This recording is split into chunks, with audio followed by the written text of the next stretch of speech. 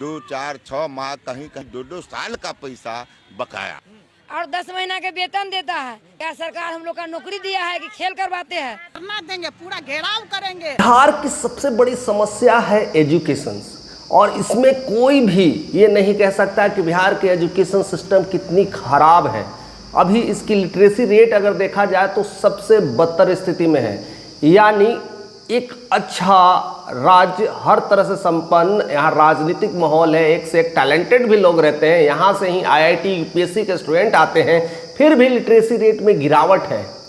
उसका एक और बड़ा सबसे कारण है एक टीचर का होना, और टीचर का कैसा होना ये भी मायने रखता है। टीचर्स किस तरह से रिप्रेजेंट किए जाते हैं, टीचर को किस तरह से होना चाहिए और कैसे उन्हें ट्रेंड करना चाहिए, सब सारी चीज़ें हो रही होगी। लेकिन उससे भी बड़ा खुलासा निकल के आ रहा है कि टीचर्स का वेतन को लेकर के बाकी 2, 4, 6 माह कहीं कहीं 2-2 साल का पैसा बकाया।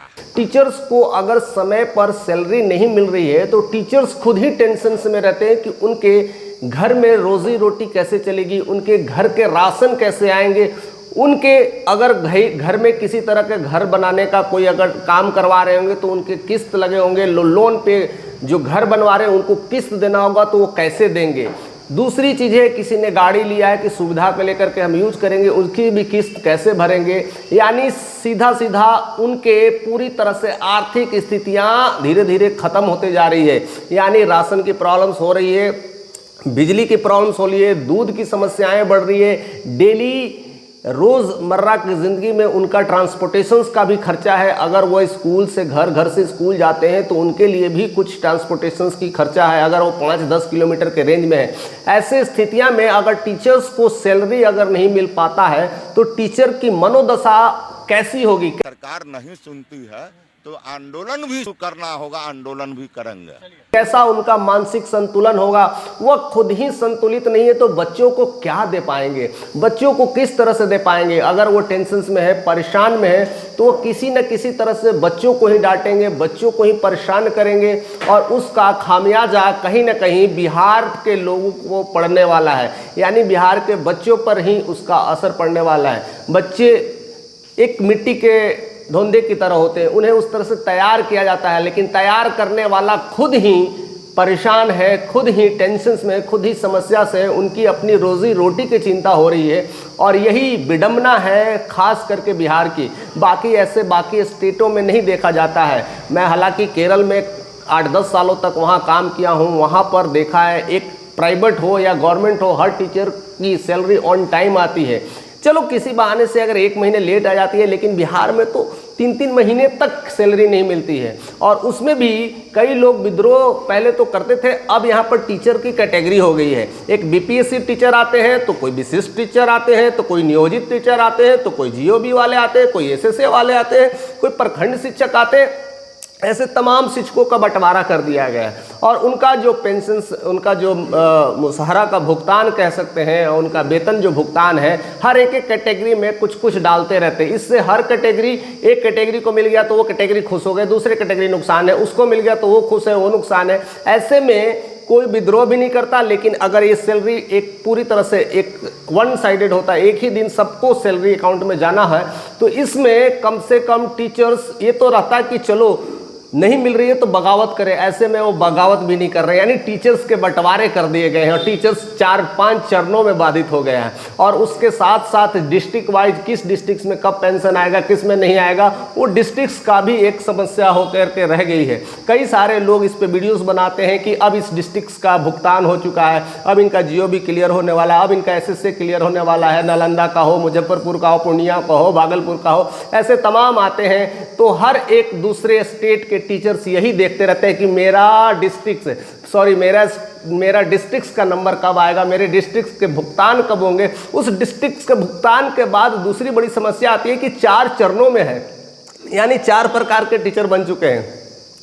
BPSC वाला पैसा आ रहा है कि विशिष्ट शिक्षक वाला आ रहा है कि नियोजित वाला आ रहा है, कि ऐसे तरह के तमाम बंधन बने हुए हैं। इसको लेकर के जिस तरह से 3-4 महीने की प्रॉब्लम्स हो रही है, वो टीचर्स बर्दाश्त नहीं कर पा रहे हैं। उनका असर उनके फैमिली पर, उनके बच्चों पर, उनके आने वाले हर जनरेशन पे पढ़ रहा है। उनके बच्चे कुछ मांग रहे हैं, उनके बच्चे स्कूल्स की फीस मांग रहे हैं, ट्यूशन्स की फीस मांग रहे हैं, तो वो बस यही कहते हैं एक महीना रुक जाओ, दूसरे महीने रुक जाओ। ऐसे में बच्चों का मानसिक प्रेशर्स भी संतुलन खराब हो रहा है। एक टीचर के साथ साथ उनके परिवार के भी रिश्ते खराब हो रहे हैं क्योंकि पैसा नहीं है। और दुनिया में सबसे बड़ी समस्या यही है, लोगों को पैसा।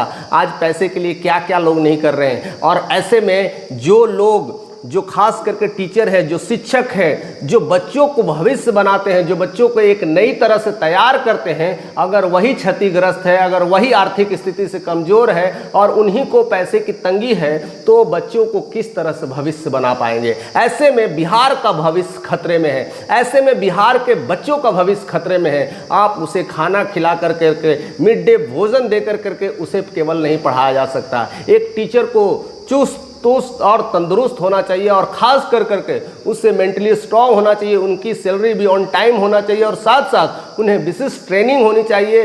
पैरेलली उन्हें उस हिसाब से कैटेगराइज करना चाहिए और तभी जाकर के बिहार में एक बदलाव की भूमिका अदा कर सकते हैं। अदरवाइज स्कूल कॉलेज भी दुरुस्त करते तो कुछ भी नहीं होने वाला है। आज तक तो ऐसे ऐसे स्कूल्स हैं जहाँ पर स्कूल की हालात ऐसी गंभीर है कि स्कूल में बैठने तक की जगह नहीं है और किसी तरह से अगर जुगाड़ भी कर दिया है तो आज टूट रहे हैं, कल गिर रहे हैं। ऐसी जर्जर स्थिति हो रही है, केवल बाहर से लीपापोती की जा रही है। ऐसे में बिहार की दशा और दुर्दशा और भी खराब होते जा रही है और यह बात हर कोई जानता है और कहीं ना कहीं ये लागू होती है कि शिक्षा ही सबसे बड़ी हथियार है। शिक्षा ही एक ऐसा शेरनी का दूध है जो पिएगा दहाड़ेगा, लेकिन यहाँ पर शिक्षा ही सबसे गर्त स्थिति में है। इसमें यहाँ के बच्चे क्या कर पाएंगे। यहाँ के स्कूल ऐसी हो गई है कि देख करके स्थिति खराब होता है। आज नल लग रहा है, आज नल जल योजना हो रहा है, चालू हो रहा है बिहार में, लेकिन नल चालू नहीं हो रहा है, केवल ताले लगे हैं और हर कोई परेशान हताश है। ऐसे में टीचर्स क्या करेंगे, ऐसे में बच्चे क्या होंगे, ऐसे में बिहार का भविष्य क्या होगा।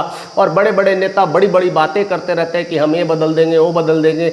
ऐसे में नेताओं के लिए भी एक क्वेश्चन मार्क है कि हम किस नेता को चुने। कौन है जो बिहार का भविष्य बदल सकता है। मैंने 20 सालों से आए हुए नीतीश कुमार को देखा, उससे पहले भी आपने देखा है लालू यादव की सरकार। अब कौन सी सरकार लाएं कि जो ऐसे कंडीशंस को चेंज करे, ऐसे में परिवर्तन ला सके। आपका कमेंट का हमें इंतजार रहेगा क्योंकि यह मामला बहुत गंभीर है और बिहार में खास करके शिक्षा को लेकर के इतनी ज़्यादा प्रॉब्लम हो रही है, इतनी ज़्यादा चुनौती हो रही है कि लोग पलायन कर रहे हैं। यहाँ से लोग बच्चों को भगा रहे हैं, यहाँ से दूर भेज रहे हैं, यहाँ पढ़ा तक नहीं रहे हैं, या तो पढ़ा रहे हैं तो वो प्राइवेटाइजेशंस में, प्राइवेट स्कूल्स में पढ़ा रहे हैं, या तो बाहर भेज रहे हैं। यानी कई तरह की समस्याएं हैं और उसमें भी सबसे बड़ी समस्या है शिक्षक। और शिक्षक अगर खुश नहीं है, शिक्षक अगर तैयार नहीं है, शिक्षक को अगर स्कूल में अगर दूर जाना हो, वहाँ पर अगर भोजन सही नहीं मिले तो क्या होगा। ऐसे में बिहार की स्थितियाँ खतरे में हैं और शिक्षा सबसे ज़्यादा जर्जर की स्थिति में है। ऐसे में बिहार